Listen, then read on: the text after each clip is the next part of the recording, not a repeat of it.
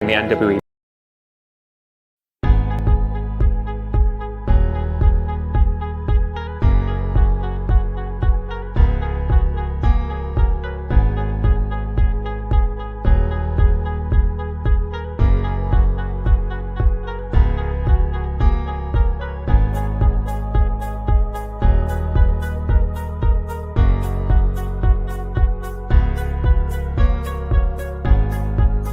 The NWA back into the spotlight.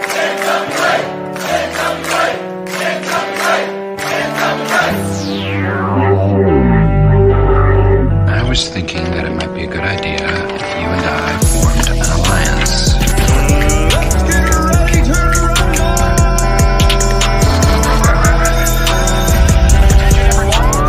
Welcome to the greatest wrestling program in the world. Ladies and gentlemen, can I please have your attention? Stop what you're doing and listen. The Alliance Guys podcast with your hosts Kevin Frazier, DKM, and J Cal. Welcome to the Alliance Guys podcast, a presentation of Alliance-Wrestling.com, your number one source for news and information for the National Wrestling Alliance and the United Wrestling Network. You know, DK, they're taping in Atlanta as we speak. Wrestling's happening right now in Atlanta as we speak. How you doing? I'm here. We're all here. Well, I mean, maybe not all of us, but Terry McDermott's in the house. Go Terry. Nevertheless, there's no Mr. Kevin Frazier. He'll be joining us later, I believe. But Who's Kevin Frazier? The world junior heavyweight champion, the man, the myth, the Former. legend. You know, he never technically lost that title, you know. Yeah, well. Could you imagine if the NWA ever brought that title back, how fired up Kevin would be to go back out there and challenge for it again? You know, rumor has it he's only about 15 pounds from, ring weight. And I can see that you're going to town on some supper there. So, Sorry, I had like 3 bites left. That's all right. Take it in. So this is the Alliance Guys podcast, again, a presentation of alliance-wrestling.com. That is your number one source for news and information for the National Wrestling Alliance. My name is J Cal. You can see below. Also, this is DKM. And like I said, we should be joined by our partner, Kevin Frazier, in a little while. And what we do here is every Thursday at 8 p.m. Eastern, 5 o'clock Pacific, is we talk to you, the NWA fam. And we talk about NWA power. And sometimes we have a lot of great things to say, and sometimes we don't. But what you'll hear from us on every single episode is our genuine 100%, no matter how well articulated opinion of the NWA. and we tell you straight up what we like, what we don't like, and what we think could be better. As I said on the in the description of the podcast, we recap, we review, we retcon, we talk about everything the NWA. So we're glad you're here to join us.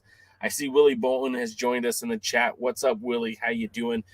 Tonight, because of issues with Twitch, I don't know if you heard, there's a big a breach on Twitch, or a lot of information was leaked and all that other stuff. Can't get on. We learned some things about you. Well, look, that woman needed money for her college tuition, and that's how I tried to help. We weren't able to get on Twitch tonight, so that's why we're live on Twitter. So if you're on Twitter, I mean, you can watch us there. You can watch us here. You can watch us everywhere: Facebook, Twitter, and also on YouTube. Which we prefer you to be on YouTube, anyways. So we're glad you're here. And DK, I mean, what did you think, man? Let's break it down. I know last week was a struggle to get through Power.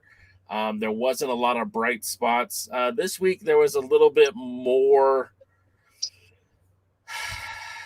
I felt like it was a better show overall, but still not great. What did you think? Well, the good news is it wasn't as bad as last week, which, considering last week was probably the worst show I'd ever watched of one of theirs, it's a good thing it wasn't as bad as last week. I can't say it was a great show or a can't miss show. It was all right. It was all right, dog. It's a good thing. A little pitchy, but Say that again. I just had some tech issue on my computer there. I said, it was all right. It was all right, dog. It was a little pitchy, but Is that your new role on this show? You're gonna be the it's a little pitchy guy. What was his name? Randy Jackson. Randy Jackson. You got me there. Terry McDermott points out that social media has been a wreck this week, and it certainly has. Lou Thez has now joined us, so we can get this party started. I'm not waiting any longer. We got Lou Thez in the house. Can't keep that man waiting. So yeah, we were we come here every week to discuss NWA Power, and this was again, like I said, it was a very ho-hum episode. Like, there was some stuff that I actually liked about this show. Now this is episode 5 of season 6 of NWA Power, and it's I guess what that means is what they consider a season is each series of shows in between pay-per-views. That's why they're up so high. And I see that Terry McDermott says it was not an F- show like last week, and I think that's I want more from the NWA than what we're getting. I think that is pretty clear.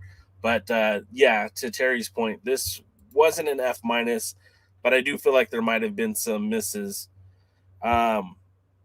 We start off the show with Kyle Davis at the podium, and he was there with the lovely Camille. And something that kind of bothers me that they keep coming back to is, why did Camille go after Melina? Why did she attack Melina? And I mean, Joe Galley asked that question, Tim Storm asked that question, and now Kyle Davis is asking that question. And it's like, it was apparent when it happened why she attacked Melina, but for the third time, Camille answers, Melina was talking trash. I did not appreciate her trash talk, so I popped her in the face. It sounds pretty reasonable and very easy to understand that, but I just feel like that was kind of weird that now they've asked her 3 weeks in a row why, and she's answered every time. What did you notice that, DK? I might have fallen asleep. No, seriously, yeah, it's because they don't do anything else. They create the storyline, but they don't really advance it week to week. So every week you got to ask, why, or, whatever. And then you get because if there's one thing that has to happen on NWA, we need tension between the wrestlers and podium guy, and too large announce team. Because, wrestling would be boring if they wrestled. So let's get that drama going, and let's, have Camille beat somebody up and then ask her for 3 weeks about it. No Melina out there trying to, jump on her and get some back or anything like that. No, we can't have that. Yeah. That would be action. The fans might get into that. No, we just have to have Camille be annoyed that she keeps being asked the same question. Because, might as well be, because the fans are certainly annoyed that she keeps getting asked the same question. So.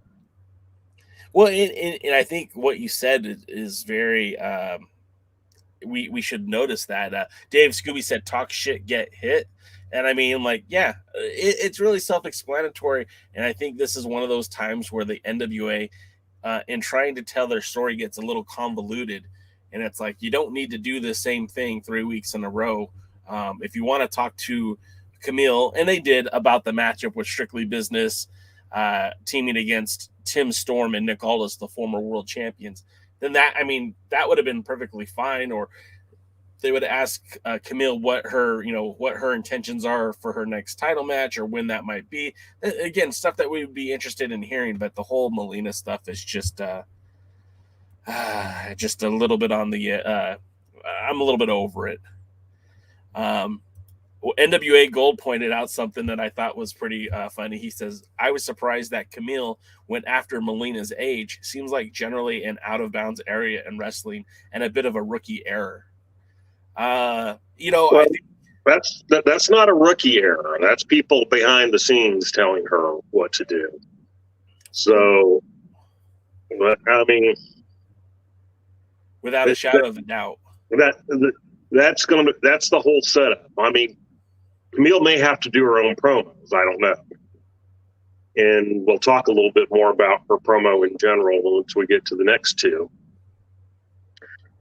But it's the stories being drafted backstage. So that's Billy or whoever Billy's representative is behind the scenes saying, oh yeah, go after her age, because they give them the talking. Right. Well, and I think and it's always happened in wrestling. They always give them the talking. And I think they wanted to try to discredit Melina. I mean, that's the whole point of Camille, is just trying to discredit Melina. Hey, what have you done? Yeah, you call yourself a legend, but let's use that term loosely. That's something that sticks with me. She said, whoa, you can use that term loosely. But then also, like NWA Gold said, went after the age, really kind of verbally beat up Melina, which that's something that was a little bit on the new end. But again, this could have been more geared towards the main event, or again, giving us another talking point besides just Melina. I felt like this might have been a wasted opportunity. But the next thing we get is Kyle Davis with Trevor Murdoch, our world's heavyweight champion. Now, Trevor isn't wearing the shirt and tie. He's not even wearing his wrestling gear. There's no title belt on him. Looks like he's just in plain clothes. And this was a more impassioned Trevor Murdoch promo than we've seen in a while. He was fired up. And he called Jax Dane the biggest bitch in the room, which that made me laugh, because there's one guy in the locker room who is not a bitch, and that is Jax Dane, 100%. And he basically says that if Dane wants that match to come to him man to man, and not and don't try to be squirrely with it, which again, you can't blame Dane for taking advantage of the opportunities that were presented to him. Any thoughts on the Murdoch promo? I didn't per se mind the way he was dressed, although I wish he would wear a sports coat or something. I just think even Dusty would wear the sports coats, and stuff like that when he was world champion. And I love the actual promo, because there was a lot of emotion in the promo, and it felt genuine emotion. That's the way he really felt. And, we'll get, and I'm going to contrast that with Camille, whose promos are better than they have been. But Camille doesn't have passion in her promos. She doesn't read scripts, like you can tell on some of the other things. But you can tell she's just more reciting what she thinks she's supposed to be saying. Yeah. As opposed to actually, her best line was that, used loosely on the legend or whatever. But overall, she just goes out and talks, and there's not a lot of emotion in her talking. And with Trevor, there was. Now, what I didn't like, and I'm not saying it's his fault, but he put the belt down on the podium, and it's one of those sunk podiums. So basically, the belt disappeared. Right. And so he did his whole promo, and if the person was just tuning in watching and had missed that first part, they'd never know he was the champion. He talks about being the champion. He says he's the champion, but where's the belt? You never see it again. He brings it out, he holds it, he puts it down on the podium, he points at it a couple times or taps on it, and then it's gone. And he probably really should have kept it in his arms or over his shoulder or something. Yeah, I think over the shoulder is always a good look for the champ anyways. It just, Boy, did your voice just change. Did my voice just change? Yeah, you sound a lot like a computer. I don't know if they can hear it that way there or not. But that's what I'm hearing. I do not know. Trevor Murdoch says the sports coat, but no need to put a tie on Trevor. And then Willie Bone wants to add, this is going to be a great match, Jack Stane versus Trevor Murdoch for the NWA World's Heavyweight Championship. You guys let me know in the comments if my voice sounds like a robot to you. Okay, you're coming back normal now. Okay, maybe it was just you. I don't know. I haven't touched anything. And that brings out the Pope. And he says to Textile Kyle, which I think that's the silliest nickname in the business right now, that he's going to reveal his plans in the coming weeks. So stay tuned. But he did reassure Trevor that when he is ready to challenge for the world title, he'll come confront him man to man and let him know what his plan is. And I think Murdoch appreciated that because they did the handshake. So any comments on the Pope? I think the Pope could get you excited just by reading a phone book. Yeah. Again, his personality, and I like him there next to Trevor Murdoch because you get to see how big the Pope is. I think, because he wasn't much smaller than Murdoch. No. And again, the NWA is kind of the land of the big boys, and he's on that lower side of it. But he's still a big guy, and he can talk. And you get excited when he talks, and he's beyond passionate when he talks. And charisma oozes from him when he talks. Like I said, he could be reading the recipe to, making scrambled eggs, and I think everybody would jump at the end and go fix themselves. So just they would pop when he cracks the egg open, right? Right. The guy has the it factor, as far as that's concerned. So, I want to see him and Adonis. I'll take him versus any of the champions. I don't care who he wins it from. Somewhere within the next, 450 days, he needs to end up with that world title around his waist. Well, and the thing about it too, right? So we know with the world television title that the whole idea is you have to go best of 7 to get to the world's heavyweight championship. We know with the national title, you're supposed to be, I say supposed to be, the number one contender for the 10 pounds of gold. So if the Pope were to, get into a feud with the master, the Adonis, Chris Adonis, I think that would be good for the division because, the TV title isn't lacking with Tyrus. They have this, his storyline going on, and, you could put the Pope into that national championship picture and it instantly gets a lot more entertaining. And if you take the belt off of Adonis and put it on the Pope, nobody's going to complain about that whatsoever. Oh, some of us would be quite happy if they do something like that. Absolutely. Except for they've abused the national title, and so hopefully if they would put it on the Pope, they would do the same as they did with the world TV title on him, which is just it being on him elevates it. Where, you know, sometimes a belt elevates a person, sometimes a person elevates a belt. Pope definitely elevated the world TV title. So if they would put the national title on him, then I think he could certainly elevate that title. Well, and if we look at it too, if it's a long-term thing, that would make a lot of sense. And you know, to your point, Nick Aldis was very benefited from that NWA legacy, but so did the NWA benefit from a hot Nick Aldis who took that belt all around the world.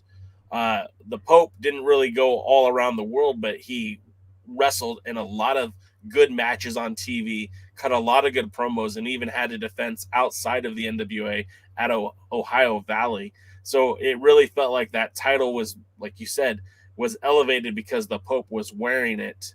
And then we fast forward to the national title, and it seems like not only is the legitimacy of the title hurt, but they haven't done a whole lot with Chris Adonis. So the title itself is very stagnant. So a Pope injection into that division would certainly make it a lot more interesting. And you know, if they put the title on him long term and let him, you know, do that injection, so to speak, then I think we have, you know, the makings. Hopefully it wouldn't take as long because there won't be a pandemic. But, you know, then you have the makings of something like, you know, that just happened in MLW where you had Hammerstone versus, you know, Jacob Fatu. Hammerstone had been the national champion for 860 days or something weird like that. And Jacob Fatu had been the world champion for over 800 days. And, you know, people wanted to see them wrestle. Well, that's what we need right there. See that they blew their shot. That's what we wanted. And I mean, don't get me wrong, Trevor Murdoch is in a good spot, and I do think they could do some interesting stuff with him. But to your point, that was the match that people wanted, I think, in my opinion. Well, they could have done that matchup even if they hadn't switched the titles and still put the title on Murdoch afterwards. I mean, you know, the world champion doesn't only need to defend against one person until that feud runs its course. He should be defending against various people. And so they could have had that matchup. They should have vacated. He should have won his seventh title defense, should have vacated the TV title. Tyrus could have won it in a three-way or short tournament or something. And then he challenges Nick Aldis, and, you know, whether he win, lose, or draw, more likely lose or draw, you know, okay, now he doesn't have titles. So now he has storylines that he can go into. Well, he can go after the national title. He can go after the TV title. He can go after, you know. Imagine this, right? Imagine how much better this would have played out that at the gathering where Aldis wrestled against Murdoch for the title.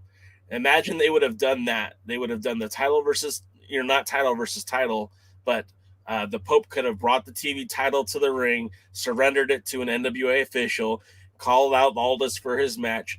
That was the match that we could have had in Charlotte. It could have went to a 60-minute draw. It could have went to a double disqualification. It could have went to a double countout. It could have done anything, and you could have kept both the Pope strong, the belt off of the Pope, so you could do what you're doing with Tyrus, and then we wouldn't have had a redundant match for the 73rd. It would have been a fresher match.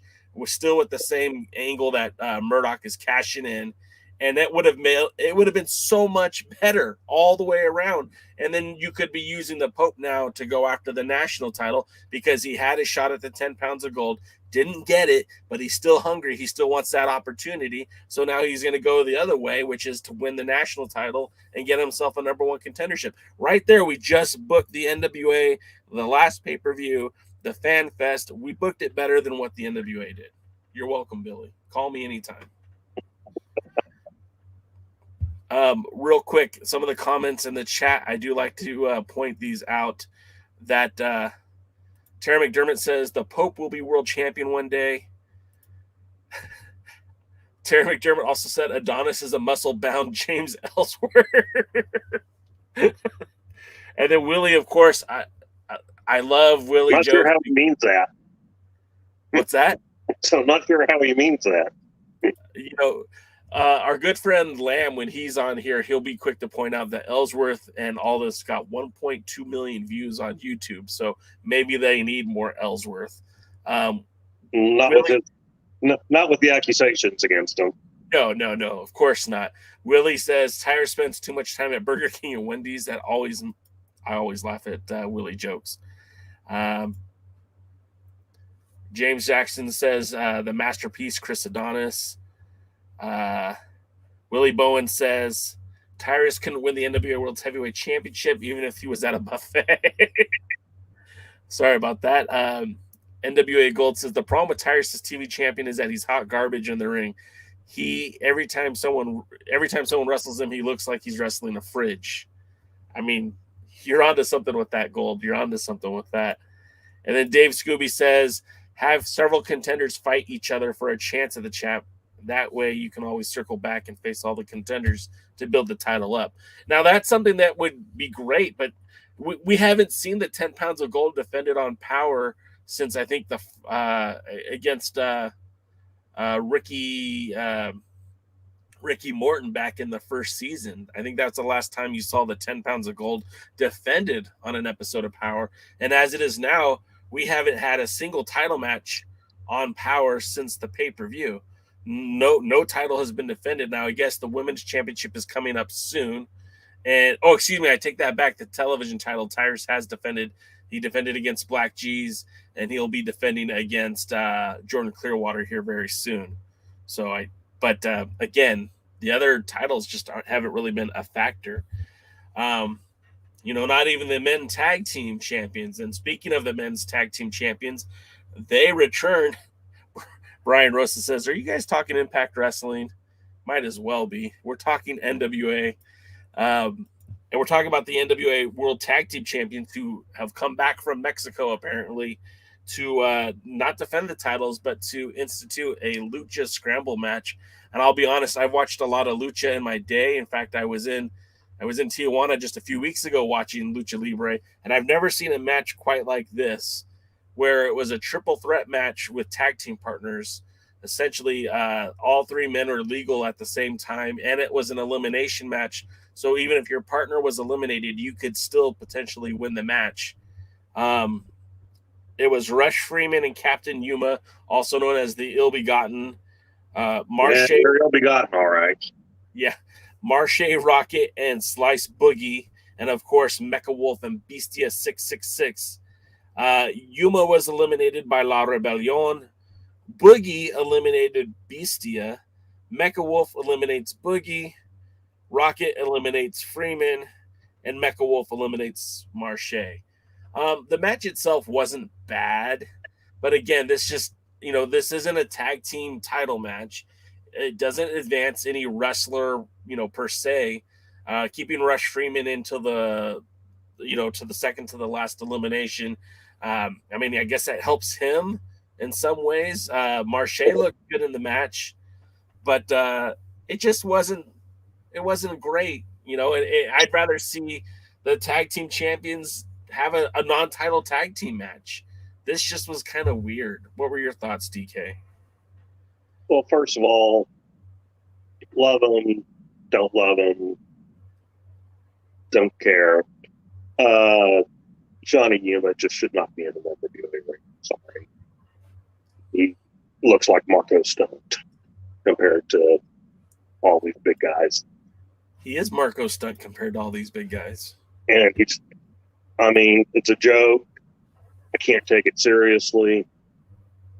And it just, so this match already has a lot of things going against it. It's a 3-way. It's got Johnny Yuma. And there's no titles. There's no titles on the line. And so now at least it is elimination, although I would have rather it have been team elimination as opposed to individual. And even the announcers basically admitted that this is just a match they kind of made up. They blamed the tag team champions for making it up, saying it was kind of based on things from, can't say the word, Mexican wrestling. And, it's one of Billy's fantasy things, I guess. I can't figure it out. Okay. So now what we're going to do is we're going to set all that aside. The wrestling in the match was not bad. And it had some very nice spots in it. A couple of botches, nothing major that I saw. But, so again, if you isolate it out to just the wrestling, sure, it was an okay match. Wasn't bad to watch.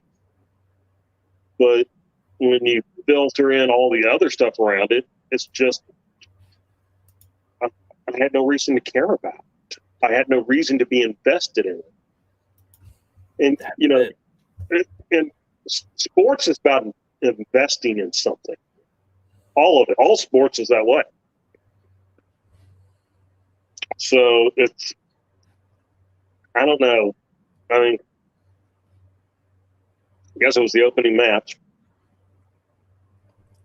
James H. Jackson said, "Why were the champs even in the match?" NWA Gold says, "Who even benefited from that match?" I agree with both of those comments. Dave Scooby says, "It filled time. It was a decent match, but the wheels were just spinning." And I agree with that. Like, I think, to your point, DK, the match itself wasn't bad. And honestly, it was nice to see La Rebellion wrestling instead of just, being in Mexico. But I feel like it was, again, another wasted opportunity where I think they could have benefited from actually putting a match on the line that mattered. And if you're going to just showcase the tag champions, then put them in a non-title match and just put them against a decent tag team on the roster. I mean, there are some good tag teams there. You know what I mean? Kratos and Stevens, Strictly Business, Hawk Ari, The End. I mean, there are just a couple of really good tag teams. You were about to say something. I can understand not putting them against a top tag team. Sure. But why can't they have just faced Rocket and Boogie? Yeah. I mean, that would have worked too. I mean, by the way, I will say Boogie's obviously been working out because he's looking much better. Working out, got different gear. It's kind of funny. Some of the things that our pal Kevin would say, or you would say too, he needed new gear. He needed to, tighten up a little bit. He's listening. I don't know if he's hearing us, but he's listening. He still needs a new name. Yeah, well, he probably isn't hearing us, but I think, he's been working in MLW, a couple of other places. And so I'm sure there are a lot of professionals in MLW, even if they're not the ones running the company. And so there are probably some that are getting a hold of him and saying, "Hey, dude, get some ring gear. You need to start working out, get your body into some kind of shape. And we'll go from there." But, yeah, I mean, why can't we have just had a tag team match between La Rebellion and Rocket and Boogie, and then, oh no, it's Kevin!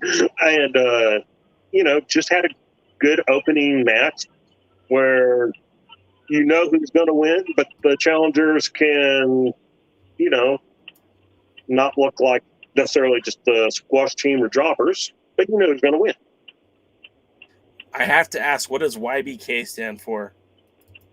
Your boy Kev, stolen straight from Hammerstein. I should have guessed that one. I should have known. That's an homage. That's an homage to our boy Hammer, who is now the MLW heavyweight champion. And I do want to, just as we were talking about Boogie, I want to point this out. I'm going to play a video real quick. I think this is from Atlanta. Hopefully, he's in there with some pretty big dudes, and that wasn't the clip I wanted. But you'll notice his gear was back to being the tights. He's not wearing those New York Mets gear, inspired gear anymore. He's wearing the dark trunks or the tights with the the blue and orange is gone, I guess is what I'm trying to say. So he does look better. He is looking better. Well, he's looking like what about one at a time, gentlemen? Sorry. I just said he looks like a professional wrestler, Kevin. Yeah, I mean, I think Jay made reference. Hopefully my audio's okay. But Jay made reference to a lot of the stuff that we've been talking about. He actually has been making improvements on. Yeah, right. I think right before you jumped on, we were talking about, he needed to. You had said in the past, like he needed to clean up his look a little bit. You could tell he's been in the gym. He's looking more jacked now than he did before. He's got a more professional, more polished look. So I think all of these are good things. Yeah. So that was the Lucha Scramble match, and again, it wasn't. Well, and also too, one of the things. Say that again, Kevin. I think I'm on delay here.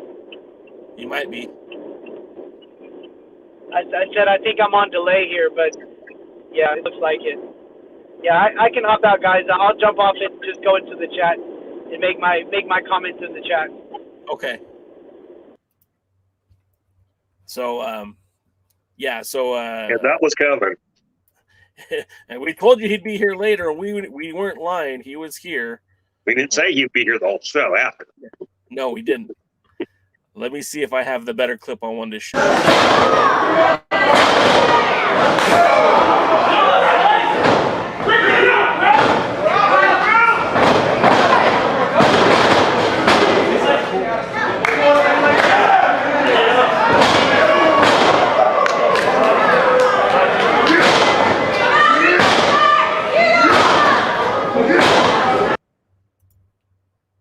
Oops, wrong button. So sorry. I just wanted to show what he looks like in the ring against tag team wrestling from WWE, former NXT tag team champions, now known as the Awakening. You could see like he and Danny Limelight. Danny's a much smaller guy, but you look at Boogie, he doesn't look far off from the competition he was facing in Atlanta last month. So I just wanted to show that off because that's one of the cool things we can do about this with the new streaming software is easily add clips into it. So I'm taking advantage of that. Next up, we get the Kyle Kratos and Stevens promo with Kyle at the podium. And it starts off like it normally does, where you hear Stevens kind of hum it through it, and Kratos, we talked about impassioned promos earlier. We get the most impassioned promo from Kratos we've ever heard. And he's fired up, and it sounds like he's trying to bring the beast out of Aaron Stevens. And I thought that was a pretty good promo. What did you think of the Stevens Kratos encounter? Well, I had the same question at first, which is why are you two still teaming? I really kind of would have wished they didn't even have to have a violent breakup, but just let them go on their own ways. So, but since they didn't, I don't like the Stevens character that is wishy-washy. and this was probably the best promo Kratos has ever done in his entire life. So we'll go with that. Yeah, and I agree with that. It was kind of funny because right after that they cut to the trio. We didn't even really make mention of it, that Austin Idol was at the announce table with both Velvet Sky and Joe Galley, and he said something where I was trying to forget that. Yeah, well, he made some good points on commentary, and I didn't hate it, to be honest with you. But he said something like, "Is that tough love, or is he bullying him?" And Velvet Sky's like, "Oh, it's tough love," and I'm like thinking more like I agree with Idol on this one. He was kind of bullying him. He practically said his dad didn't even love him. So I mean, that was kind of a thing, you know. It just felt very like, what's going on here? You know what I mean? No, you don't. Yeah. And if I could just interject, since you had to bring up Idol being on the thing. Dear NWA, I do not care that he and Velvet don't like each other, and I don't want to hear them bicker anymore. So, you know, throw them a pop party, let them mellow out, become buds or something. You know, let them share a couple of doobies, and just can announcers be announcers? Can interviewers be interviewers? And can they not be part of the story? Apparently not. But we'll move on from that. We'll move on to the rematch. We get another match between Judas and James Storm.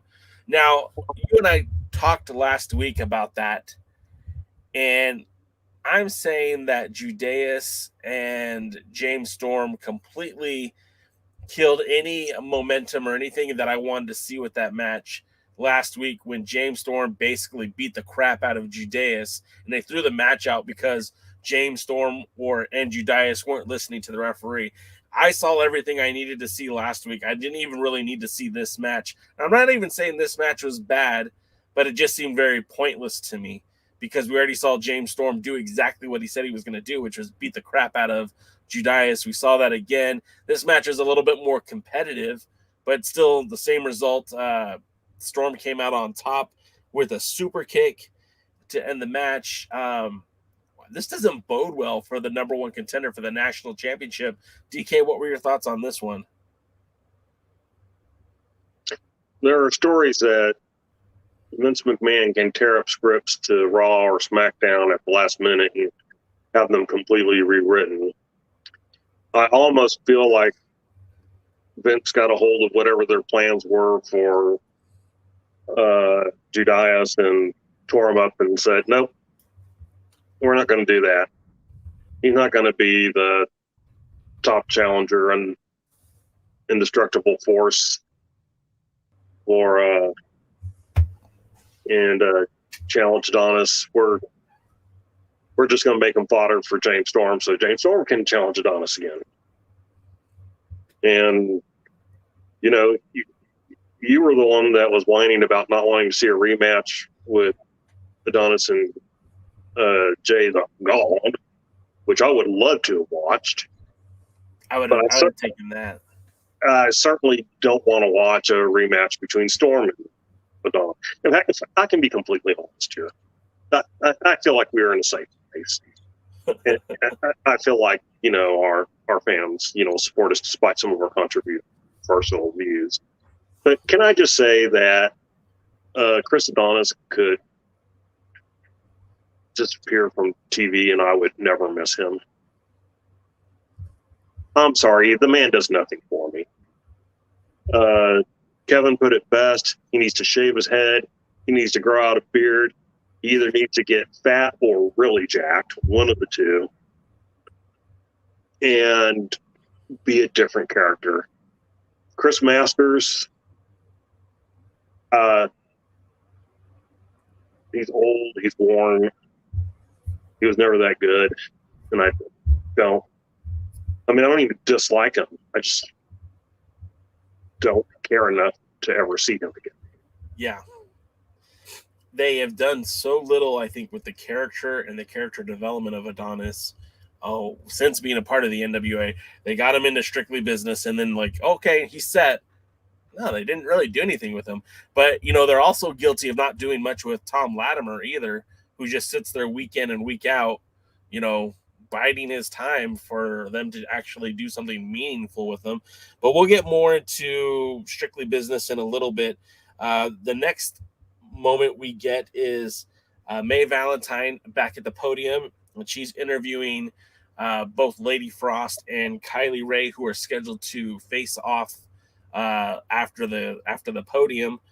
And Allison Kay interjects herself, calling out Lady Frost and saying that you know, we weren't going to just let you get off the hook without confronting you, but we'll do our business in the ring, not in the back. And I think that I think I would have rather seen Kylie Ray versus Lady Frost one-on-one. As much as I like Allison Kay, this match just kind of went off the rails when Allison Kay was entered into it. And I felt more like Kylie Ray was the one who was interjecting herself against Allison Kay. It was a fun match, don't get me wrong, but like twice Kylie Ray just kicked the crap out of Allison Kay. And it was very interesting for me. What did you think about this match, and what did you think about the promo? Let's see.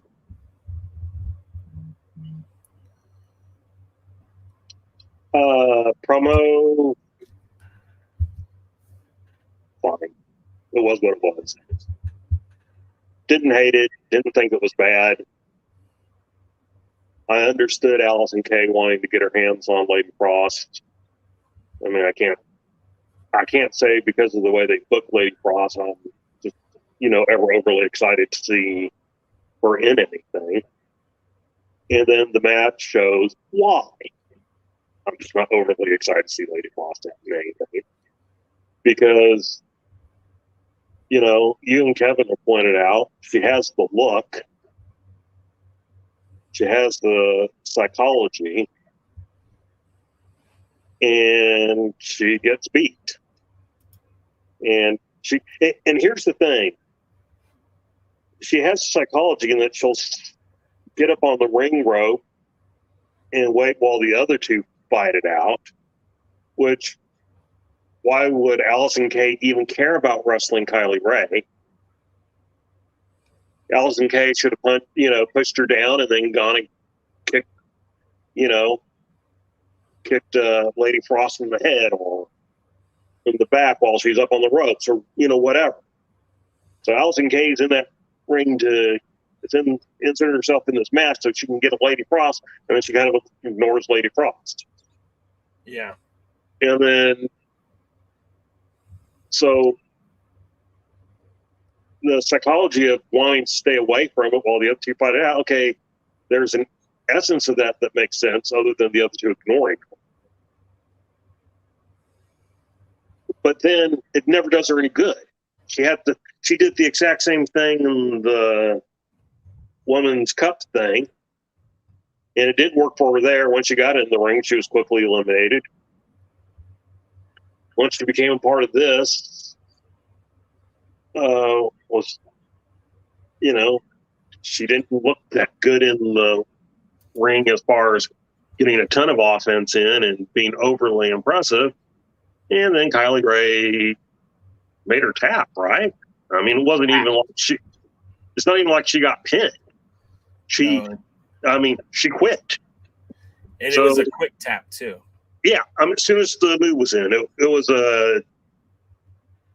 a non-main event WWE AEW tap.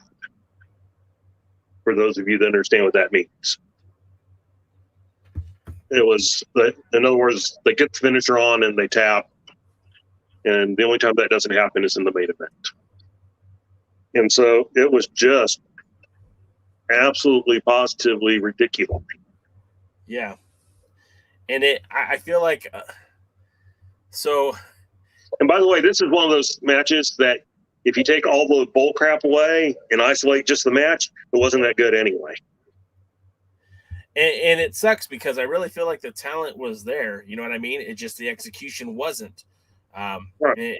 And I'll reiterate what you said. I'm a big fan of Lady Frost. I feel like she's probably the best woman on the roster at this point. I feel like Kylie Ray is going to be the future of the NWA, and I get that.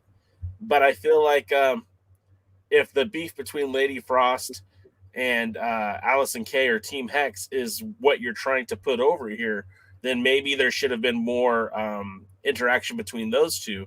Instead, you got Kylie Ray, who was excited to have the triple threat match, and she got the win, which, I mean, great for her. That sets her up down the road, but I still feel like, what's going on? Like this, it doesn't make sense. Like, what story are we trying to tell? And you could argue that Kylie Ray should get the win, as that keeps the tension between the other two going. But there wasn't a good person for her to beat. Allison Kay just lost, even if it was because of non-interference. And again, they just keep beating Lady Frost. So how am I ever supposed to get in to support her? How am I ever supposed to connect with her? How am I ever supposed to get... I mean, I don't even want to boo her. I realize she's supposed to be heel, but I don't want to boo her. Because so far, you know, she does stupid things and she loses. I mean, that's, yeah. So I'm just checking some of the comments and we're trying to get caught up here. We do appreciate you guys being a part of the show. This is our show. That's a collective. Mr. DKM and myself have microphones, but you guys are very much a part of the show, and we do like to see what you guys are saying. I see James H. Jackson says, I feel we need to change the name from NWA Power to NWA Matches for the sake of matches. I mean, I think you're onto something, James. I really do. Certified Hustler, I know you said something about Conrad. I know you're using voice to text. I've been kind of reading along. He said something about Conrad is getting ready to buy the NWA. I think that's what you're trying to say. I don't think that the NWA is for sale. I don't think Billy Corgan has a desire to sell the NWA. You have to remember, and I was talking to a friend about this offline, the NWA, sure, it could have a dollar value to it that Billy Corgan sees, but I guarantee you it's not what he paid for, and I guarantee you it's not going to be, you know, little money. It would be big, big, big, big money. He's a rock star. He probably can make more on a tour with Smashing Pumpkins than he would by selling the NWA. Therefore, why would he even bother to sell the NWA when it's his side hustle? It's a hobby. It's fun for him. You know, I don't imagine that Billy Corgan says, oh man, I have to book tonight's Power. Oh man, I have to book tonight's pay-per-view. I'm sure he's excited to do these things, and I'm sure this is a joy for him. So, I mean, unless it's Vince McMahon coming with multiple millions of dollars, I don't think Billy Corgan really cares to sell. And again, like I said, he could probably make that kind of money just touring more with his band. So I don't see him selling anytime soon. I don't see why he would. It doesn't make sense. He's invested a lot of money into this company, and whether what you believe, how much he paid for it, whether it was 6 figures or 6.5 figures, you know, whatever you want to believe, that's fine. Believe what you want to believe. But I'm sure that he didn't spend as much to buy the brand as it has costed him to keep the brand running especially during a global pandemic. So I don't think he's going to sell it anytime soon. DK, what do you think? No, I don't think he has any interest in selling it. So, yeah, I don't think it's a real conversation. I mean, if it happens, okay, it happens. But I mean, it would have to be big. I'm not going to speculate based on some. No offense to Hustler, I'm not going to speculate based on something that somebody in our chat posted. Yeah. You know, if it shows up in one of the credible news sites, then okay. But you know, if it's just something somebody's saying, I'm not going to speculate on that. Terry McDermott says Adonis, Tyrus, and Captain Yuma. Now that's a unit. I don't think we need to see that on TV. Don't say that. They'll put them together now. James H. Jackson says the Masterpiece gimmick has lost its sales. I do agree with that too. I really feel like it's gone downhill quite a bit. Let's see. Willie Bowen says that he loves Genocide, Allison Kay, and Camille. There are some very talented women on this roster. Let's start utilizing them in ways that make sense. And look, if you're building towards Allison Kay and Marty Bell into some sort of tag team match with Lady Frost, I know that her on again, off again tag team partner is healing up. And I heard that Lindsay Snow could be coming back very, very soon. And they could be building towards that tag team. But, that would be a lot of forward thinking for the NWA, which is something that we haven't seen a lot in a while. James H. Jackson says, I don't feel it's true. Disco does not have a good track record with rumors. Let's not take anything Disco Inferno says as any kind of news. I don't think that guy has been an insider since he left WCW. Terry McDermott says the NWA is Billy's tax write-off, and there's probably a lot of truth to that. Brian says credible news sites and wrestling. I mean, you have a good point, Brian. I like to think of myself as a credible journalist, but I'm not out there, saying everything I know. But Brian, I think you would agree with me that SoCal Uncensored has been pretty reliable in the past. That I would call that a credible news site, a site that I helped run for several years. Our pal Kevin Frazier, who's watching along because he didn't have a solid connection, says that the Masterpiece gimmick was dead on arrival. I think that is true. I think that is very, very true. That brings us up to, as I turn my page here, because yes, I do take notes, guys. I take notes when I watch the show, and I do that for you. That brings us... Yeah, right. That takes us to the tag team podium segment where we get a mixture of Mims and Sal with Danny Deals and Hawk Ari. And these guys are scheduled to face each other, I believe, next week.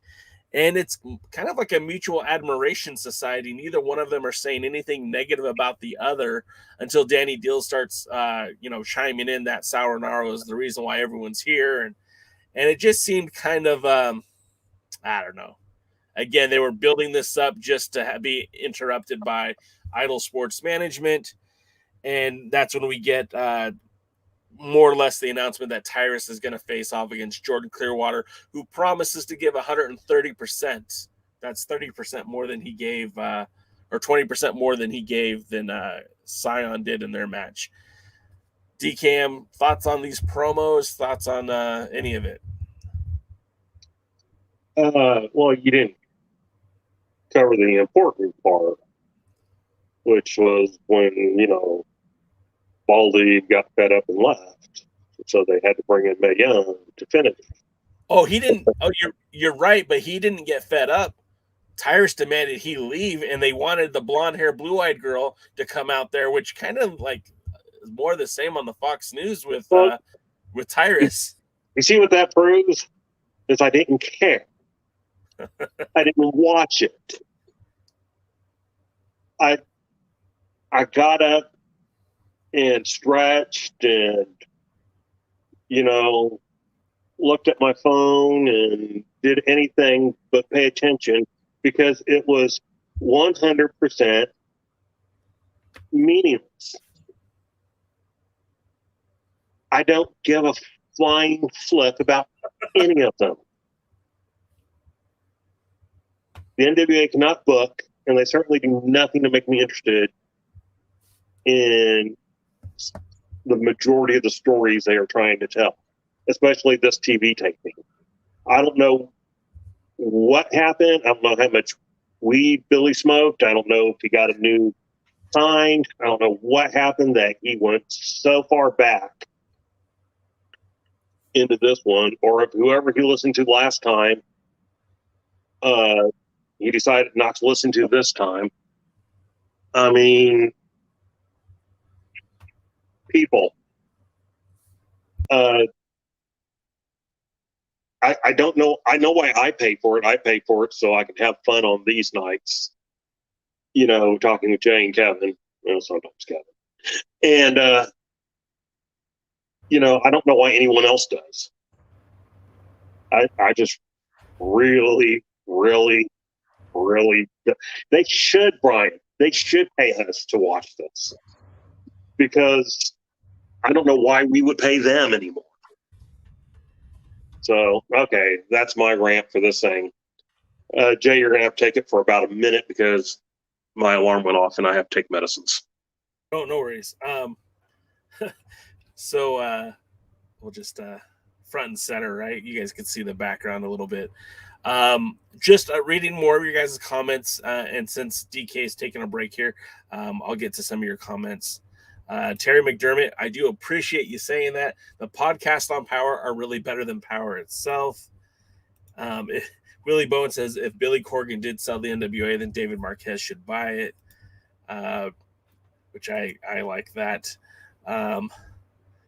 Terry says, I said it before, Billy's one strange cat. He is, man. And that's the thing. You've also pointed it out, too, before, is that Billy Corgan is a rock star, and he doesn't think the same way that you and I do. He doesn't have to. That guy's been making music since, the late 80s, early 90s, and he's been living off of that for all this time. He doesn't see, I can't believe he sees the world the same way that most of us do. Dave Scooby says that Marquez already has his hands full. He just crowned a United Wrestling Network champion in Chris Dickinson. He has no need for the NWA. I know this for a fact, and I don't know if he would say it publicly, but if the opportunity arose for Dave Marquez to regain some sort of ownership of the NWA, I think he would be elated to do that. You got to remember, Dave Marquez's relationship with the National Wrestling Alliance goes back to World Legion Wrestling in 1999. We're talking that's almost 30 years ago. So I really do feel like he would be more than happy to take the reins of the NWA from Billy. But of course, it would be a much different product. It would be more in line with what they're doing with the United Wrestling Network. And Brian says, does the NWA pay you guys to watch it and cover it? No, Brian. No.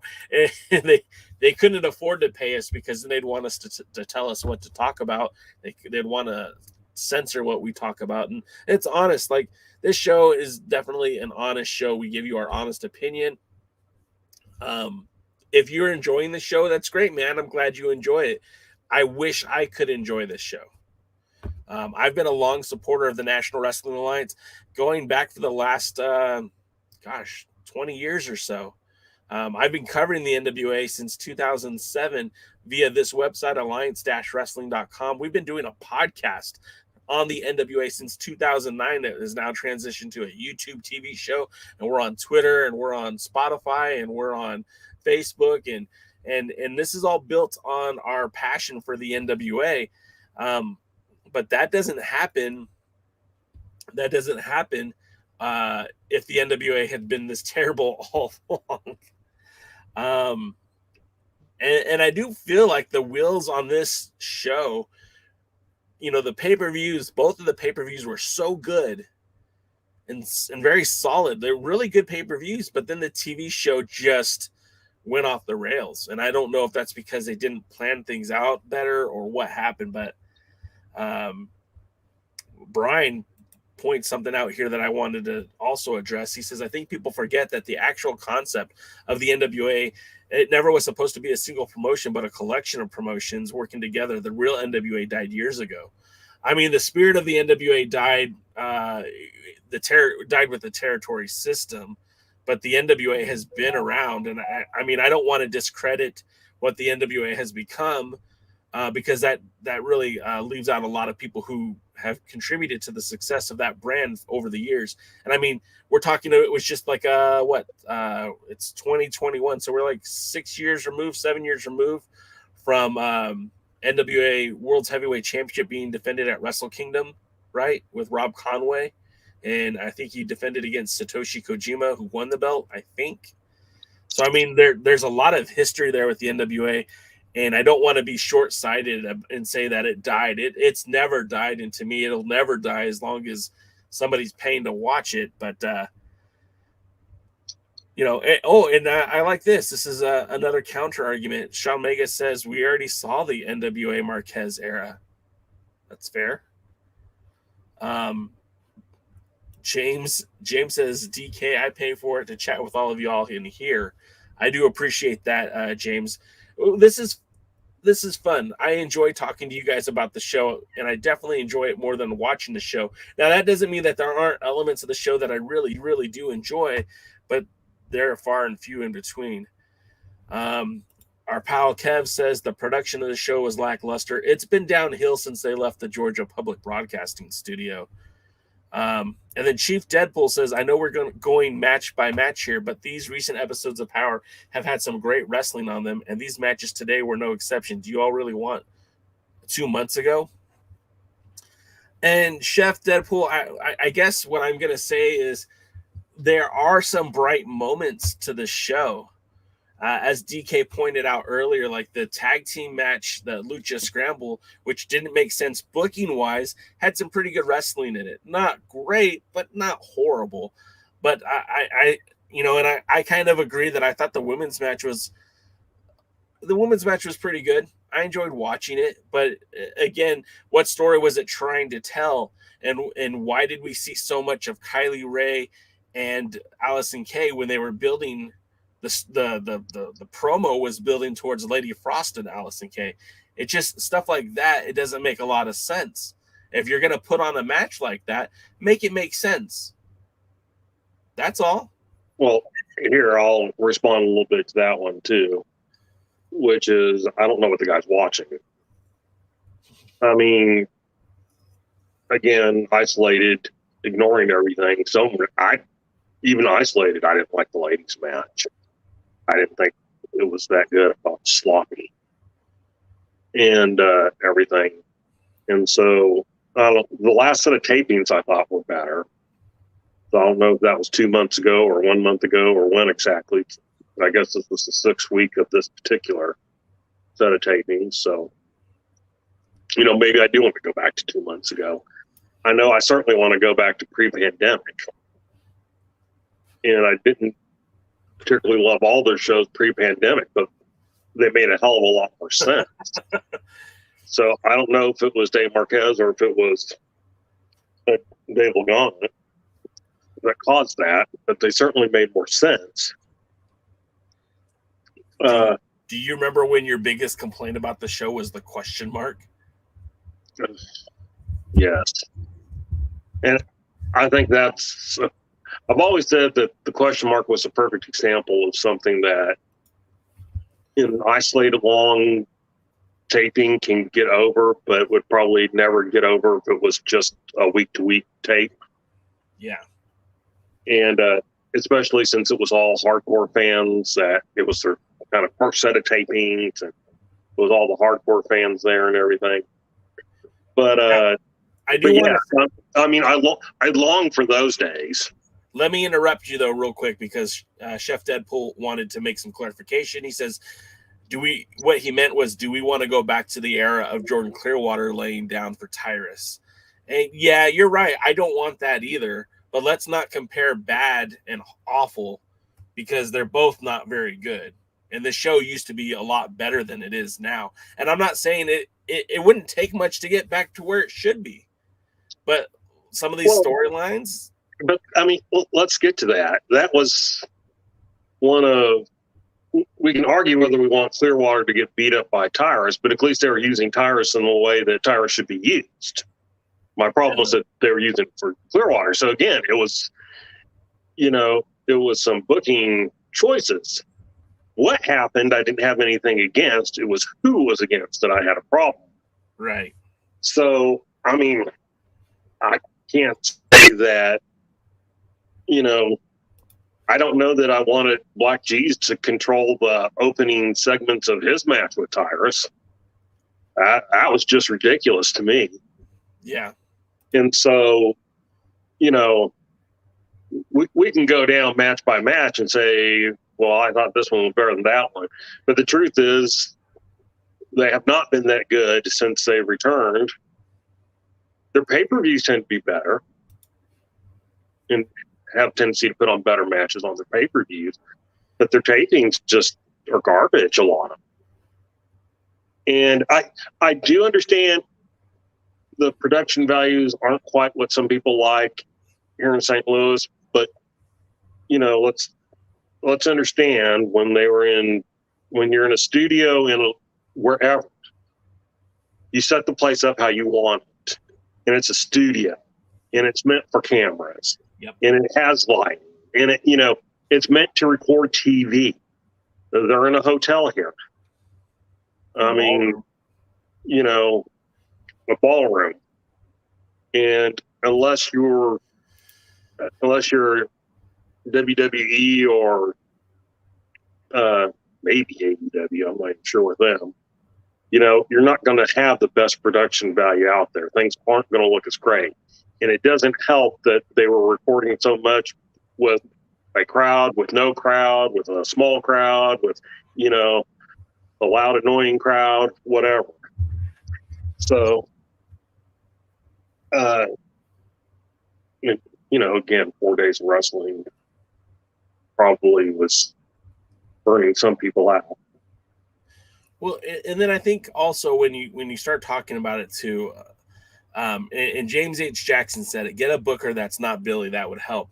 The problem, though, is when fans are buying tickets for a pay-per-view without a card even being announced and basically selling out the place without even having a main event announced, it's hard for that booker to say, oh, yeah, I should have someone in here doing this job, because the proof is in the pudding. There is an overwhelming a lot of support for the NWA, and we see that with people who are buying the pay-per-views and people who are buying the TV show, and the fact that they're selling out the ballroom. The pay-per-view numbers are supposedly really good.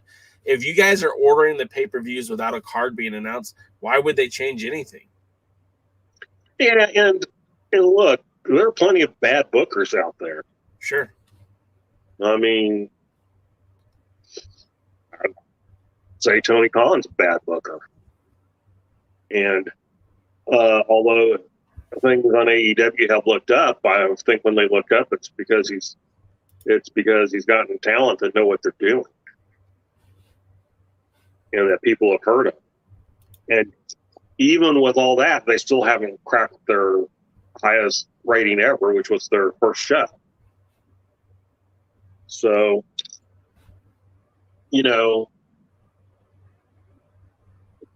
they need a real booker. They don't need another booker. They need a real booker. Somebody that knows how to put wrestling together. And look, Kevin gives me a hard time about being an old guy. I wanted back in the 80s, and I've acknowledged it many times that a lot of things happened back in the 80s are crap too. There are a lot of things from the old days I don't like, including the stupid referee bit that's still done out today. Something I've never particularly liked. And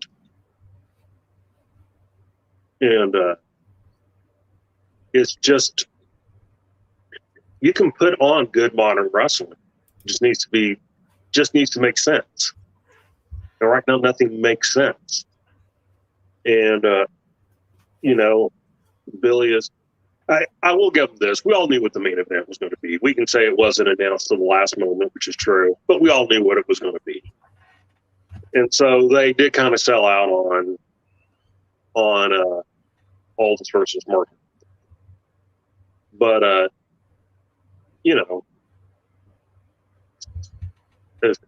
if they can do that, like you said, they're, but I'll also say a lot of that had to do with them being in St. Louis. I don't know they could have sold that in Fort Worth. Sure. And I know they couldn't have sold that in Dallas. And they wouldn't have done it in LA either. I mean, just it wouldn't have happened. And so, I mean, people have revived the world class name around here, and they're lucky to draw 300. I'll tell you, world class means a hell of a lot more than NWA does in this Metroplex. Yeah. So, they picked the right city. If they go back there, and I think they should. I think they should. 100%. And if they go back there, I think they need to look at it and, learn from their mistakes. I'm not gonna bust them every week for their production because they taped all these shows together. Right. So, it's not looking the best. Learn from it. Next time you're in St. Louis, find a way to get to look better. And that, even if you have to bring your own podium that's flat, so the guys can put their belts on.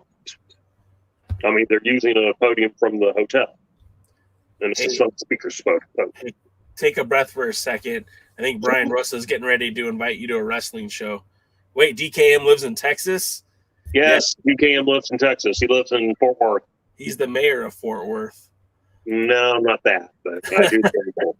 Chef Deadpool says, regarding some of the nonsense booking, do we know that all those wrestlers who have appeared on Power are supposed to reappear at some other point, or are they just there for St. Louis? Good point, Chef Deadpool. We don't really know, and that's the thing. Like, not everyone that's appearing on Power is under an NWA contract. In fact, I don't think there's very many talents that are exclusive to the NWA, if any of them are. And we know that, like right now on Impact, Lady Frost was wrestling Mercedes Martinez in a 6-man tag match. So, I mean, it just goes to show you that the talent is going to always be fluid. It's going to be like a carousel. You're going to have a few wrestlers who will always be a part of the NWA. I don't think Nick Aldis is going anywhere. I don't believe Trevor Murdoch will be going anywhere. And perhaps maybe the Pope is a guy that'll be around for hopefully some time. But the rest of the roster, a lot of these guys, Jordan Clearwater, I mean, he could be signed by the WWE tomorrow. I think he has nothing stopping him from taking that a contract if it were offered to him. And then again, DK, pay attention because Brian Rosa says free tickets for DKM if you can make it down to a Mission Pro show. So, I mean, that's incentive right there. But let's get to the tag team main event because we've been talking a lot about the product, but let's talk about the match. This was an interesting matchup in that you're seeing Strictly Business and the former world's heavyweight champion Nick Aldis, the man that started Strictly Business, fighting his brethren and teaming with his old compadre Tim Storm, who they hadn't seen eye to eye in well over a year, and so this had a weird dichotomy to it. At first, I thought this might be setting up a Horseman type beatdown for Tim Storm, but instead it turned into an attack on Nick Aldis. Now the match was pretty clean for the most part, but didn't have the results I think at the end that we were looking for. DK, what did you think of the match, and what did you think of what happened after the match? Jumping to the after the match, I'm going to save some of my thoughts on that until I see where it goes with Aldis. Because since they stretched Aldis out, Aldis needs to disappear for a while. We've been talking about this. He's overexposed. He's been on too much. Even since losing the title, he's still almost like the main focus of the show. So, Eddie Graham used to send He just sneaks onto the show somehow. Yeah, Eddie Graham used to send Dusty Rhodes up to New York for a while so he could get somebody else over. So he's been stretchered out, let him spend some time in a hospital, and, let's get some other people over. The match itself I thought was pretty good. I enjoyed it. I'm not saying the storyline made 100% sense, but, I understood it. And I did like the dichotomy of, which way will it go? Again, let's be honest, we all knew it was going to go one of two directions, but we didn't know which one for sure unless you were there. And so, I watched. I was interested to see. The match was okay. I enjoyed it. and then the post-match, beat down or whatever. Okay, that's the way they're going. It made sense. Aldis had kind of been a dick to them for a while. And now he was doing stuff that didn't make sense to them. And so, the best way to handle it is get rid of him. And so they beat him up, stretchered him out. Now we don't have, hopefully we won't see him again until the next pay-per-view when he runs in and beats the crap out of someone or all of them or something. And for my 2 cents on this, like, I don't even know if I want to see him at the next pay-per-view. You did a perfectly good job of writing him out of current storyline. There's no reason for him to come back because he's hurt. They literally stretchered him out of the ring. His wife was bawling on Fight TV. And I think that does a great job of playing up this angle that if Aldis is hurt, he can't be on TV. Now, if he's there backstage doing, backstage stuff, that's fine. We don't need to see him on camera. And I feel like, you said it. He was overexposed. We got so much of Aldis as world's champion every week. And he hardly ever wrestled on the program, but he was there almost every week. So we have this, the scale of Aldis has been tipping so heavy for so long. It's overloaded. And then we get a break where we think, okay, he lost the title. He said he's going to step away for a while, but he was back in like a week talking about how the Aldis family are winners. I mean, that's great, but we didn't get a break. We didn't get what we should have gotten. If he's going to take some time off, he shouldn't be on the TV at all. So now that he's been stretchered out, like, I know that the show, what's it called? I have it written down here because I keep forgetting. By Any Means Necessary on October 24th is supposed to be in Kentucky, and they're announcing, the main event is going to be Crimson versus Jack Stain in the steel cage. They're advertising Trevor Murdoch. They're advertising Team Hex. They're advertising Camille. There should be no Aldis on that show. In fact, I would not even have Aldis appear at the pay-per-view on December the 4th and maybe bring him back towards the end of the Power episodes leading up to the next pay-per-view. I think that would be the way to do it. Kevin, what do you think about that? How's my audio now? Should be good. It's a lot better. Okay. Now that I'm not, driving down the road. Let's see if I can get in the middle of the camera here. Are we talking about what I think about Aldis and how he might need to take a little time off of the show? Sure. You can talk about the match too if you want. Yeah. Well, first I'd like to address the Aldis thing because it's a little hard. It's actually difficult. It's a difficult situation because you have a promotion paying a guy probably a salary to be on TV and do what he does and draw money for them, and to have him just take time off because you're making reference to, we'll have so-and-so go wrestle somewhere else for a while so we can get other people over. The problem is Nick Aldis isn't going to be able to go wrestle anywhere else, and the NWA is going to pay him to sit at home. That's not a good. That's not necessarily. Again, is that something that I? It's not about what I agree with it. It's about whether is it a good business move for the NWA. Well, let's be a little realistic. Nick Aldis isn't going to go home and sit on a couch. Nick Aldis is going to be at the place, and he's going to be behind the scenes.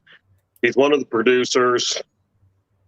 He works as a, kind of as an agent sometimes too.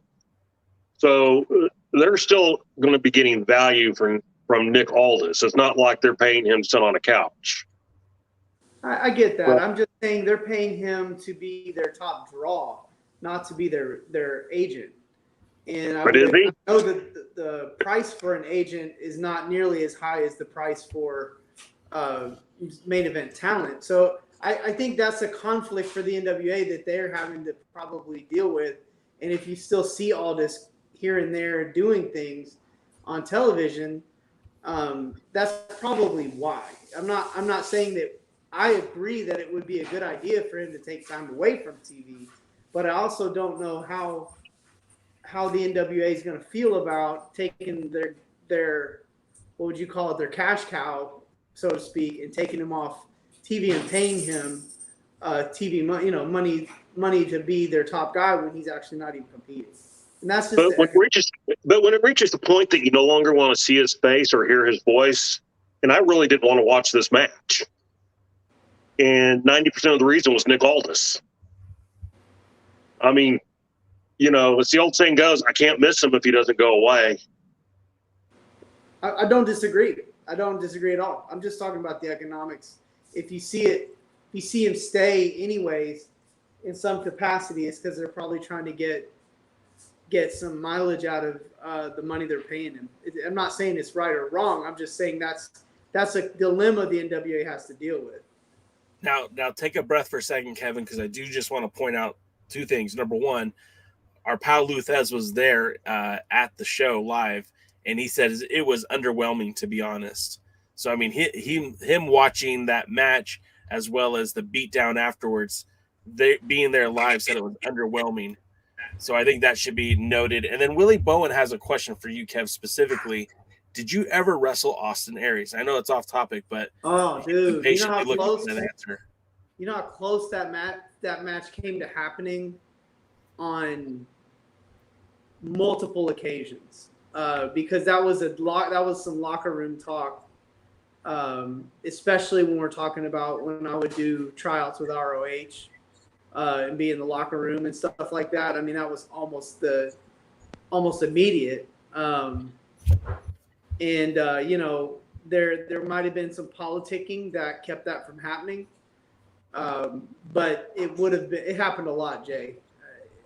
When you're not willing to go out there and lose, because you feel like you still are the better wrestler, whether you're the most marketed wrestler, or at least have some kind of say so in the way that you're used. It just, again, there's a double standard, because if your boy's with somebody else's boy, then you can call shots like that, coming in like that. But I really didn't have that kind of connection. But no, that was something that was definitely talked about a lot, that just never quite came together. I mean, all the stars had to align the way they did for me to wrestle Daniel Bryan. Sorry. I would have loved to have more of those types of matches, but didn't happen. But it was close. We were almost there. Willie. So, all right. Sorry for the interruption. Back to the NWA. So, Luthez says the match was underwhelming. The match itself, like I agree with DKM. I thought it was a fine match. The ending, I felt like, does a lot. It sends a statement. It tells us where they're going. And it'll, like what DK said, it just depends on where he shows up next. That shows me how committed they are to continuing on this storyline. Because if they bring him back in the Kentucky show, I feel like that's a rush job. I feel like that's too soon. Kevin, what do you think about that? That show is October the 24th in Kentucky. What are your thoughts on that? Now, is the October match in Kentucky, is that going to be a pay-per-view or a televised Yeah. match? It looks like it's going to be a pay-per-view by any means necessary. Again, that's supposed to be on the 24th. And apparently they keep saying it's on Fight. I don't know if it's going to be like a special, a pay-per-view. I don't know if it's for free. I really don't follow it. But they're just saying it's going to be on Fight. It's the main event's going to be the cage match with Crimson and Jack Stane. Is there a title match announced for Trevor Murdoch? They haven't announced any other matches yet. They've announced my guess would be, sorry, what were the matches? Oh, they've only announced talent. They've announced Trevor Murdoch, they've announced Team Hex, and I think they've announced Camille, but they haven't announced any matches yet. It kind of depends on what they're trying to get out of the pay-per-view.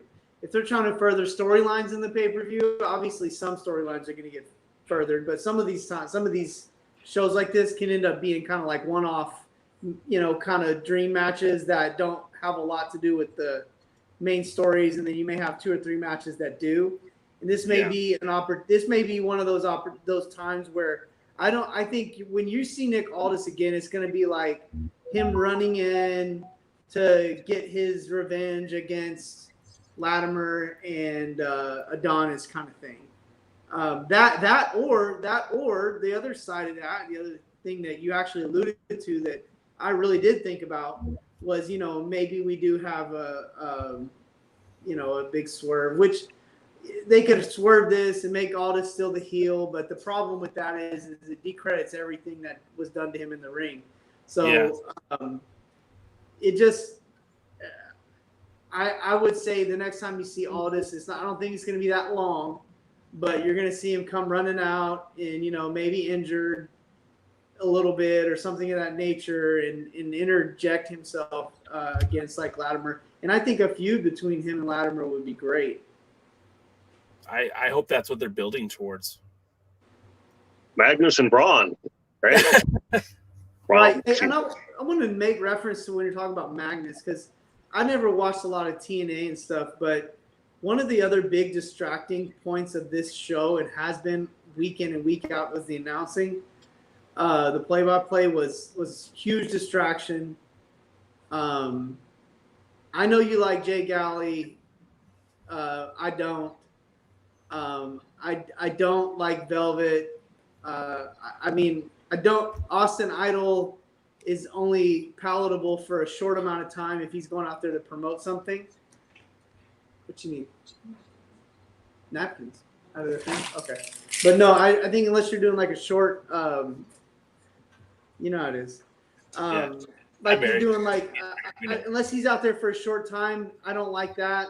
I don't like Tim Storm being a wrestler / announcer.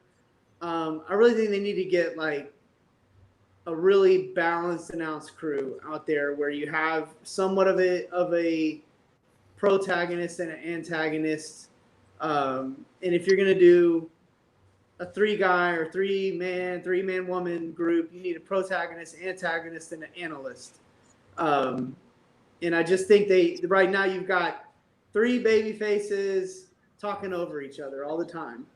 And I think that Joe Galley is too much on the side of the faces to be considered an analyst. I don't know what Velvet is at all. And then, Tim Storm plays the part of analyst a lot of the time, which I think is good, but I think you just need a lot more of an antagonist, a protagonist. You need a technical play-by-play type person that, it really would add to it. In like Velvet and Austin Idol on the same show should never happen because they're just like oil and water.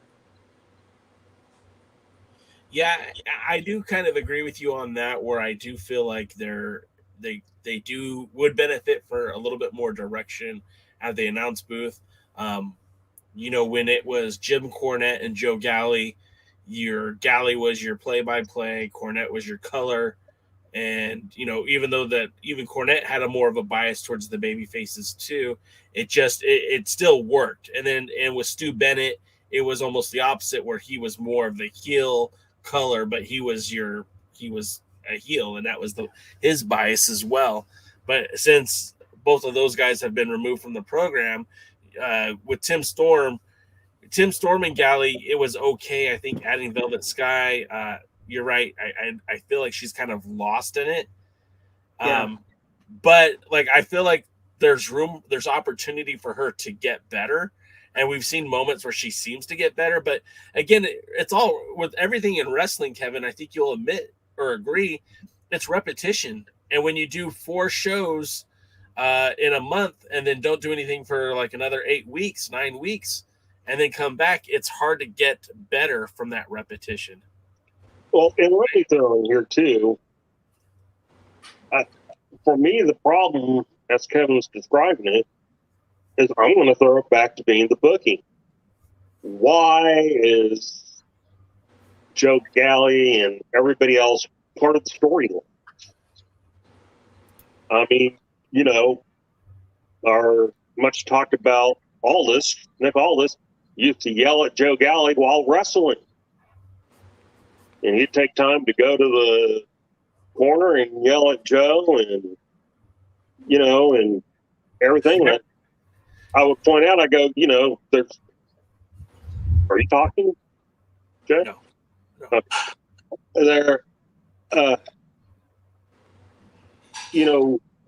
said, they're booking feuds, so to speak, between the interviewers and the announce crew that are never going to happen. Yeah. And it's like, I'm the same way with Tim Storm. If Tim Storm's retired, let Tim Storm be retired. And can he never get step in the ring again? I wouldn't necessarily say that, but it has to be very rare and very special. And they did announce one additional match. I'm sorry, just to interrupt. One additional match was announced for the October 24th pay-per-view, and that's Team Hex defending the belts against Kylie Ray and Tootie Lynn. So again, another kind of like, all right, I'm good with the titles being defended. That's great, but like, why? That yawn that I just did couldn't have been timed better. It wasn't on purpose, but it certainly happened at the right time. Say that again. I want to jump on the Tim Storm thing because I love Tim Storm, and obviously I know him personally, and we've wrestled a few times, and more than a few times. I mean, I wrestled Tim Storm when I was in my 20s in Arlington for professional championship wrestling when he had long hair and in a beard or in a cowboy mustache. Anyway, Cowboy Tim Storm. Cowboy, is that was it, right? That was what he was called, Cowboy Tim Storm. Right. But here's the thing. I love Tim, but he's just not. I think it's time to go ahead and move to the next phase. He's already got a nice little gig going, and I think he could get a nice little groove going as an announcer. And I think I know this is a little off topic, but one of my favorite Dallas Cowboys Tony Romo has made a really good career as an announcer, really quickly, and there's a lot to be had there. And another wrestler that I think who's my favorite announcer in wrestling, pretty much, who I really felt like his career was cut really short, unfortunately, but former wrestler that's been a really successful announcer is Corey Graves. Yeah. And it's just. I would love to see him put all his energy into that because I really think he even looks good at the table. And he can know how to maneuver his character one way or another as an announcer to elicit a certain response, because he could easily be that protagonist in there if he didn't have to play the babyface in the ring. And I think him and Velvet could actually develop a little bit of chemistry there. If he was allowed to kind of be that kind of antagonistic character. I think he's got the qualities to do that. I would like to see Joe Galli stop having an opinion and just call the match and stop screaming and yelling like he's Joey Styles, and then let Velvet pull for the good guys. And I think that actually could be better just with what they have. But Tim Storm in the ring, he did not look good, guys. Don't try to tell me he did. He didn't. And the thing about it, though, too, and I want to make 3 points. Number one, Kevin, you knew when it was time to hang up the boots. But let's be honest, you're not everyone. And there's a lot of guys that are still wrestling now who don't look even as good as Tim Storm looks, that are still out there doing that weekend warrior stuff, still trying to hang on. And they're never going to make it. But they don't want to give up on that dream. So far be it from me to ever say anything like that to anybody who's trying. But look, you and I. Just to give you a kind of a little insight to this, and not everybody knows this, but I got into wrestling with a plan of when I was going to retire. And my goal, one of my favorite football players or one of my favorite athletes of all time was a guy named Barry Sanders, who was a running back for the Detroit Lions. And he retired when he was on top. And he never had a bad season. He never looked bad. And he's considered by most people the greatest running back to ever play. And that was something that I looked up to. And I said, look, I don't want to be that guy, that old guy hanging on. You know, I want people to remember me at my best. Ricky Morton. And Ricky Morton is a great example. The Rock and Roll Express. There's tons of them out there. But the idea was I had a plan. You know, I was going to retire at this age. I wanted to be out of the ring, not bumping by 40. I did not want to be a 40-year-old wrestler. And, you know, I feel like it's helped me a lot. And I know that a lot of other guys and girls have done the same thing. And, you know, newsflash, guys, there's life after wrestling and there's life outside of wrestling. And even if you want to stay in the business, there's so much opportunity to do stuff to continue and have a career. And so, you know, that might be a word of wisdom. I don't know. But a lot of guys, you got to have a plan, man. And then the other point that I wanted to make too is like we all want Joe Galley to be the best version of Joe Galley he can be, but just remember, not everyone is going to be Jesse the Body and Vince McMahon. Not everyone's going to give you Gorilla Monsoon and Bobby the Brain Heenan. You know, there are very few guys that actually are going to be that level of committed to the role and working on it. I like Galley. I will always like Galley, and I won't stand for you to besmirch his name, Mr. Frazier, but I do get what you're saying. I hear your point of view on it. Look, he's not Gordon Solie. He never will be Gordon Solie. He's not Joey Styles. He should never be Joey Styles. He should be Joe Galley, just like our pal TK, you know, let's TK be TK, Todd Kennelly for you guys. He used to call Kevin's matches. I know Kevin's a big fan of Todd Kennelly. Him and Joe Galley to me are very comparable. Not the same, but very comparable. And I think with, again, repetition will fix a lot of these issues when the NWA gets to that point. But guys, we've been talking for a good hour and a half here, even longer than that, really. I did find a rumor site that lists some other possible matchups. Oh, let's hear it. By any means. Now, rumor site, take with large pinches of salt. Supposedly this is based on what happened at the tapings. I can't verify it. I know a couple of people here were in the tapings, so it may make sense to them or it may not. So rumored matches 4 by any means necessary. In addition to Crimson versus Jack Sting Steel Cage, the Hex versus Kylie Ray and Tootie Lynn for the Women's Tag Team Championship, we have for the NWA World Heavyweight Championship, Trevor Murdoch versus the Pope. Oh. For the National Heavyweight Championship, Chris Adonis versus Aaron Stevens. In a bunkhouse match, the Storms face off James and Tim. And to make Jay extremely happy, Nick Aldis versus Tom Latner. I mean, like that'll be a good match, but I still feel like that's being rushed. I really feel that match could be a part of the December pay-per-view, but even then I feel like that's rushing it. I feel like if you gave him some time and let us miss Aldis when he comes back, he's going to get that babyface reaction. His comeback should be a surprise. Kevin, what are you kissing right there? Oh, his belt that I own. So guess what today is the belt that I won. Yeah. So today is the 9-year anniversary of a revival of my world championship win. I didn't know it till I opened up Facebook, and Facebook reminded me that October 7th, 2011, it would be my this is 10 years. 10 years. This is their 10-year anniversary. 10 years. So man, you're old. I'm getting better too, man. Older and better. Glad I'm the same age. I'm still 29 like my guns, baby. I'll be 43 in November, and I'm all right with that. So I guess that's going to wrap it up. We did cover the show. We did get to some stuff, and I hope you guys enjoyed it. We will be back here next Thursday doing the same thing, talking NWA Power with you, that hashtag NWA fam. Kevin, if they want to follow you on the socials, how do they do that?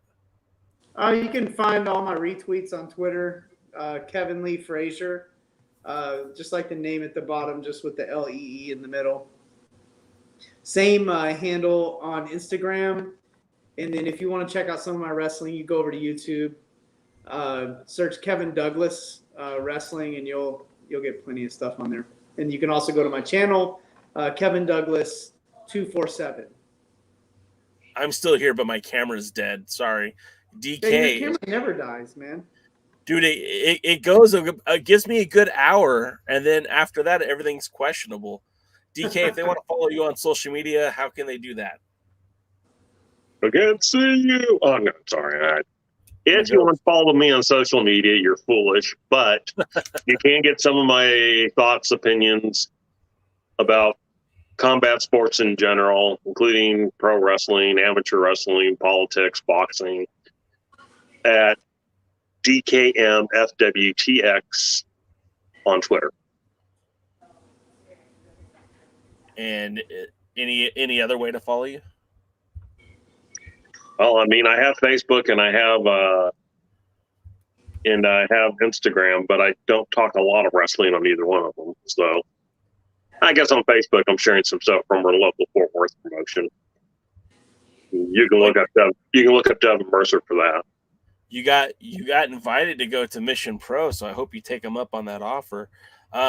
If you want to check out the Alliance blog, and I think you already are, we're on Twitter, we're on Facebook, we're on Instagram, we're on TikTok. I don't dance. We're on Tumblr, and we're also sometimes on Twitch.tv. And when that gets back up, hopefully we're there. If you want to support the podcast, make sure you give us a thumbs up and like and subscribe on all of our platforms. We're currently in a race to 1,000. Once we hit 1,000 subscribers on YouTube, our pal over at NWA Gold is giving away to one of our subscribers a replica of the Crown Championship. That was the belt that was held by Harley Race prior to the Red Dome Globe that was given to him. I believe that was like 1959 to 1973. A replica of that championship belt could be yours by simply subscribing. And once we hit that 1,000 mark, that title is going to be up for grabs. So I hope our listeners and watchers and subscribers are helping to put the word out there, because one of you guys is going to get a replica title. And we'll do some more giveaways too. Once we hit the 1,000, we'll be giving away some of the Alliance blog merchandise, hats, t-shirts, and a lot more fun stuff. So help us get to that point. And if you do like this podcast and you want to support it monetarily, you could visit our merchandise site that's in the description link, and you can buy a t-shirt or a baseball cap that would help take care of this podcast. And we do appreciate you guys being here for us. And Fightland starts in 15 minutes, so we're not going to keep you guys any longer. Thank you again for subscribing. Kevin, DK, thanks you guys for being a part of the show.